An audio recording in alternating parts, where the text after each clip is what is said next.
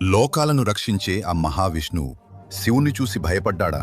వినడానికి వింతగా ఉన్న ఈ రహస్యం వెనుక ఉన్న అసలు కారణం తెలిస్తే మీరు నిజంగా ఆశ్చర్యపోతారు. పురాణాల ప్రకారం ఒకసారి దేవతలందరిలో ఒక్కటే ప్రశ్న మొదలైంది: శివుడు గొప్ప, విష్ణువు గొప్ప? అప్పుడు బ్రహ్మదేవుడు వీరిద్దరి మధ్య యుద్ధం జరిగేలా ఒక లీలను సృష్టించాడు. విశ్వకర్మ తయారు చేసిన 2 అద్భుతమైన విల్లులతో శివ విష్ణువులు యుద్ధానికి సిద్ధమయ్యారు. యుద్ధం మొదలవగానే శివుడు రుద్రరూపంతో ఊగిపోయాడు. ఆయన పినాక ధనుస్సు నుంచి వెలువడిన గర్జనకు ముల్లోకాలు వణికిపోయాయి.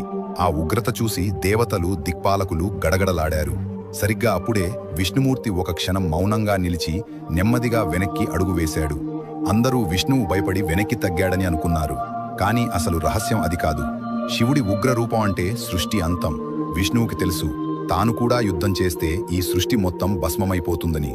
అందుకే తన శక్తిని తగ్గించుకుని శివుడి ఉగ్రతను ప్రేమతో శాంతింపజేశాడు. నిజానికి వీరిద్దరూ ఒకరికొకరు వ్యతిరేకం కాదు.